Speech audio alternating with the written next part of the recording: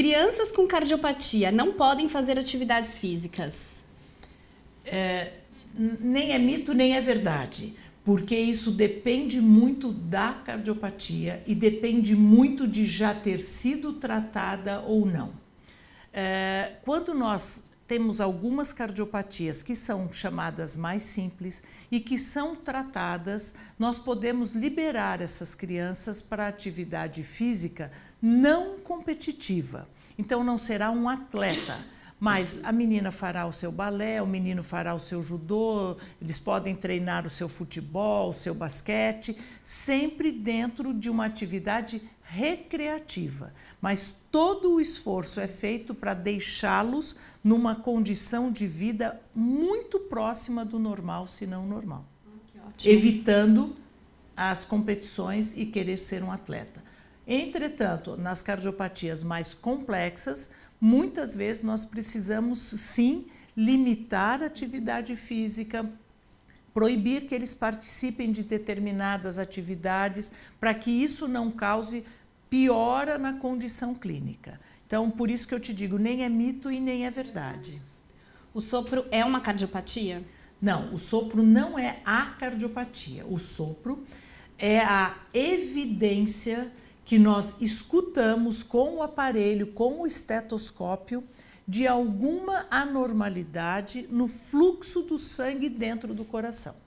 Então, assim, porque o sopro ele é resultado da turbulência do sangue. É como se fosse um sintoma. Não é um Também sintoma, não. é um sinal, na verdade, mas ele só é na ausculta com o estetoscópio. O ecocardiograma não vê o sopro, o eletrocardiograma não acha o sopro e nem o raio-x faz diagnóstico de cardiopatia pelo sopro.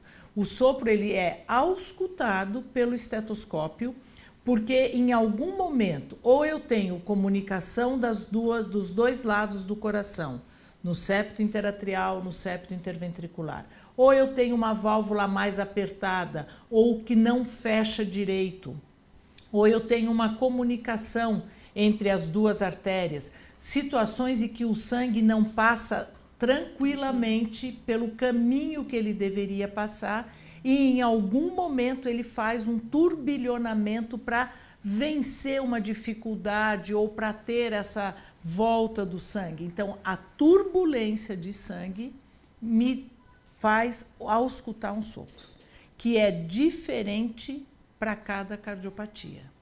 Nossa, tem que ter um ouvido muito bom. Você tem que treinar. A comunicação interatrial tem um sopro, a comunicação interventricular tem outro sopro, a estenose de válvulas tem um sopro. Quer dizer, cada um tem características que ajudam o profissional, quando detalhadamente ausculta esse sopro, ajudar a fazer o diagnóstico. E nascem mais crianças com problemas cardíacos em cidades muito poluídas? Não existe uma estatística assim comprovada. Os fatores ambientais, eles têm interferência no desenvolvimento como um todo do feto e podem também interferir nas cardiopatias, mas não existem estatísticas que relacionem que, por ser mais poluído, tem mais cardiopatia. Aí eu acho que tem uma pergunta, uma dúvida em relação a mitos e verdades também, em relação à alimentação. Se eu me alimentar bem na gestação, meu bebê não nascerá com problemas cardíacos? Não, isso é mito. Isso é mito. Isso é mito, porque, como eu disse antes, a cardiopatia ela tem a ver com a alteração da formação do embrião, do desenvolvimento do embrião e das estruturas que vão se formar. Claro que se a mãe está bem nutrida, não tem deficiência de ferro, ela tem um fluxo placentário melhor, mais adequado, e isso como um todo para o feto é melhor. Mas não que a alimentação materna interfira ou não no aparecimento de uma cardiopatia. Mulheres com cardiopatia congênita não podem engravidar? Mito.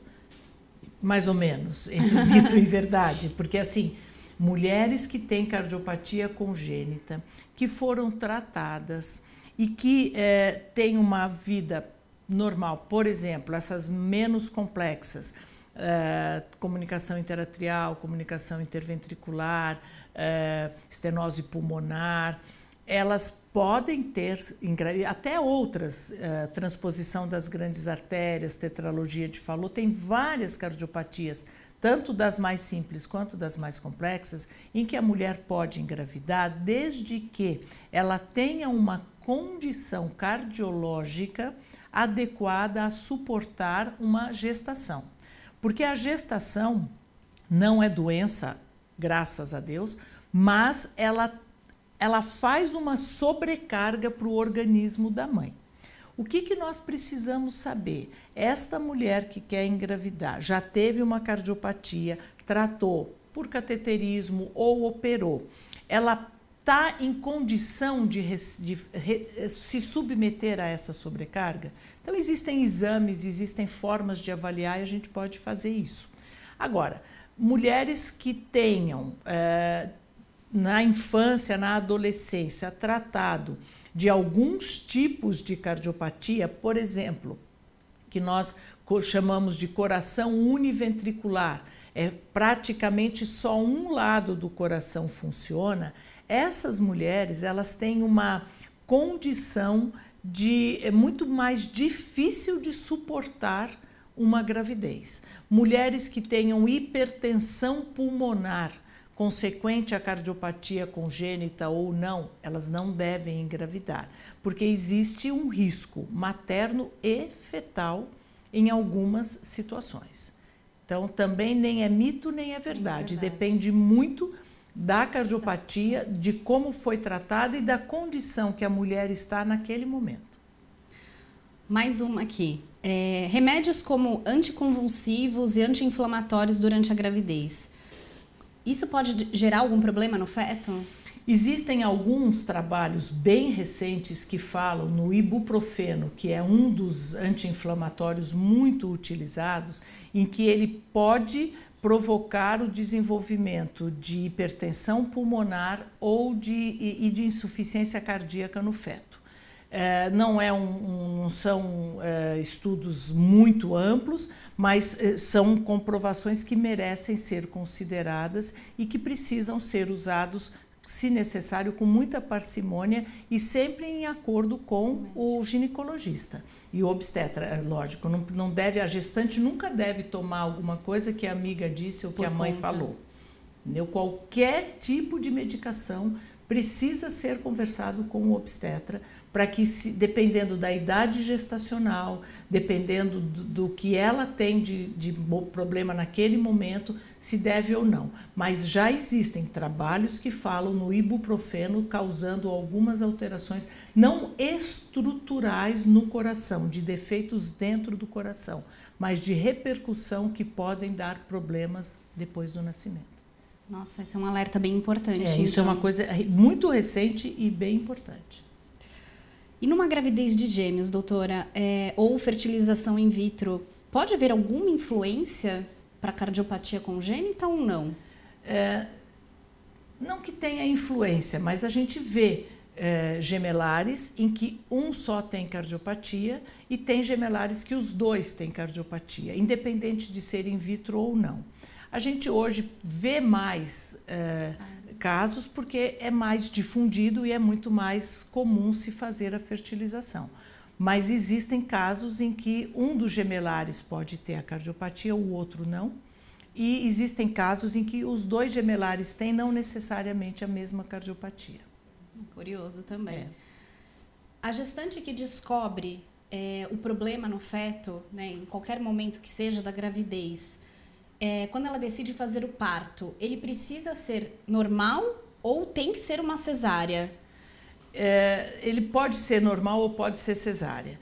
Por exemplo, aqui no HCOR, nós temos um serviço de cardiologia fetal que nós atendemos gestantes que têm fetos com cardiopatia congênita que precisam ser tratados logo após o nascimento. Não é porque nós não somos uma maternidade.